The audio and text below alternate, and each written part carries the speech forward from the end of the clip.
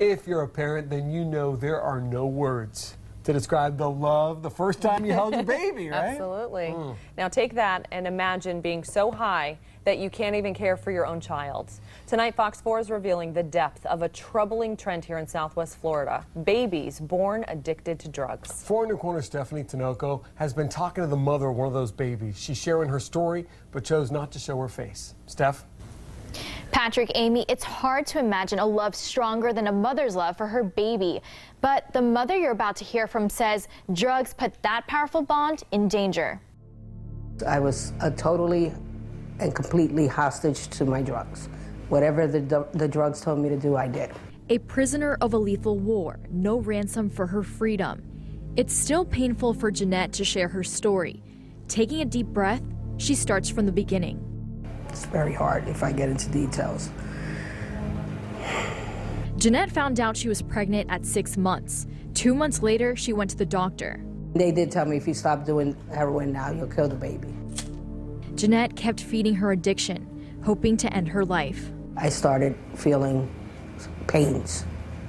And I kind of knew in the back of my head what the pains were, contractions, but I didn't want to stop using drugs. Contractions weren't enough to stop her. Neither was her 2-year-old daughter, who was with her in the house. I thought if I did enough drugs and took enough pills, the pain would go away. But the pain would only get stronger. Drugs were the only way she knew to numb her pain, even through her daughter's birth. And when I went to the bathroom and I pushed to use the bathroom, not to push a baby out, the head came out.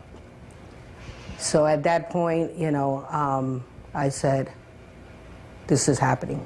With no phone to dial for help, she gave birth in the attic of a meth house.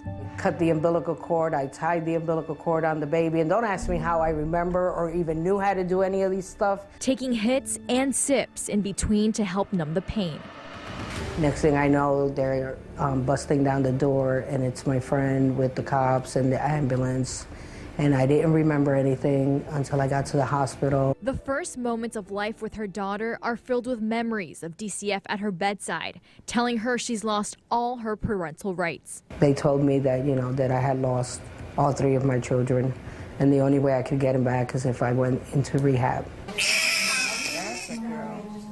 What we've seen in Lee County is a steady growth in our incidence of babies admitted for drug withdrawal. Dr. William Liu with Lee Memorial Hospital tells me the problem has exploded since 2005. From 2005 till probably 2010, we've seen about a 700 to 800% increase in our admission rate for neonatal abstinence syndrome. This syndrome, known as NAS for short, since then has gone up about 50% in Lee County. Just in the last year, more than 120 babies were born, hooked and helpless. The problem seems to be re-emerging, even at a more significant level.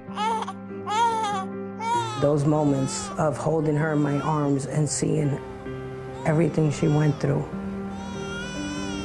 I'll never forget it. I'll never forget it. Because like I said, she'll never remember, but I always will.